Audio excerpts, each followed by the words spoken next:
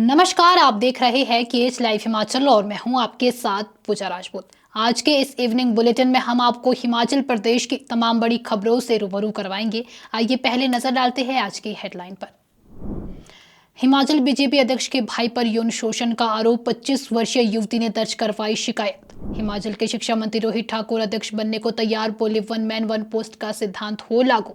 CM Sukhu का बयान, पंचायत चुनाव रद्द नहीं सिर्फ टाले गए, बोले हर बात का विरोध करना भाजपा की नीति बन गया। और अब खबरें विस्तार से। हिमाचल प्रदेश की राजनीति एक बार फिर सवालों के घेरे में है। बीजेपी प्रदेश अध्यक्ष डॉक्टर राजीव बिंदल के 75 वर्षीय भाई रामकुमार बिंदल को सोलन पुलिस ने यौन शोषण केस में गिरफ्तार किया है। 25 साल की एक युवती ने आरोप लगाया है कि वह इलाज के लिए रामकुमार की दुकान पर गई थी, लेकिन वहां उसके साथ जांच के बहाने शारीरिक शोषण किया गया। पीड़िता का कहना है कि आरोपी ने पहले उसका हाथ पकड़कर नसें दबाई, फिर यौन समस्याओं के बारे में पूछताछ की और प्राइवेट पार्ट की जांच के नाम पर दुराचार किया। पुलिस ने मामले को गंभीरता से लेते हुए बीएनएस की धारा 64 और 68 के तहत केस दर्ज किया और आरोपी को पूछताछ के लिए बुलाकर गिरफ्तार कर लिया है। धारा 64 के तहत 10 साल से लेकर आजीवन कारावास और धारा 68 के तहत 5 से 10 साल की सजा का प्रावधान है। रामकुमार सोलन के पुराने बस अड्डे के पास एक मशहूर वैद्य थे और उनके पूर्वज भी इसी पेशे में थे। अब सवाल उठता है कि इस केस का डॉक्टर राजीव बिंदल की राजनीति पर क्या असर होगा। तीसरी बार बीजेपी अध्यक्ष बने बिंदल मुख्यमंत्री पद के मजबूत दावेदार माने जा रहे थे, लेकिन अब उनके परिवार पर लगे इस गंभीर आरोप ने राजनीतिक समीकरणों को बदलने की आशंका खड़ी कर दी है। हिमाचल प्रदेश के शिक्षा मंत्री रोहित ठाकुर ने संकेत दिए हैं कि अगर पार्टी हाईकमान उन्हें प्रदेश कांग्रेस अध्यक्ष बनाता है तो वे मंत्री पद छोड़ने को तैयार है।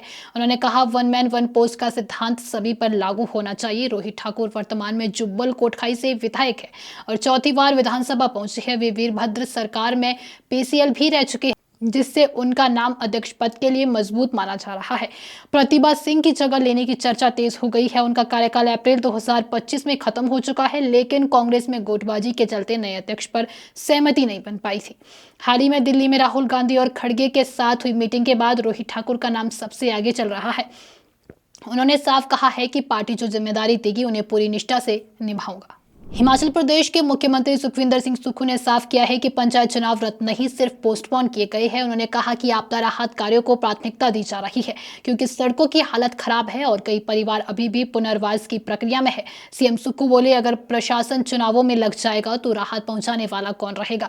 उन्होंने कहा कि जैसे ही सड़कें बहाल होगी चुनाव कराए जाएंगे। डिजास्टर एक्ट पूरे प्रदेश में लागू है और ये फैसला सभी डीसी से बातचीत के बाद लिया गया है। इस पर बीजेपी हमलावर है। नेता प्रतिपक्ष जयराम ठाकुर ने कहा, कांग्रेस सरकार हार के डर से चुनाव टाल रही है, ये लोकतंत्र की हत्या है।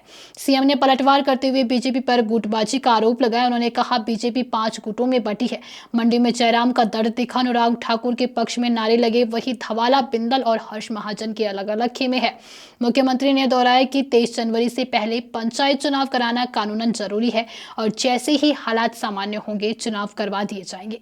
तो ये थी दिन भर की तमाम बड़ी खबरें। अगर आपको हमारा बुलेटिन पसंद आया हो तो हमारे बुलेटिन को लाइक, कमेंट, शेयर और हमारे Facebook page KH live Himachal को फॉलो अवश्य करें। साथ ही अगर आप हमारे इस बुलेटिन को यूट्यूब चैनल के माध्यम से देख रहे हैं तो हमारे यूट्यूब चैनल को भी सब्सक्राइब जरूर करें। धन्यवाद।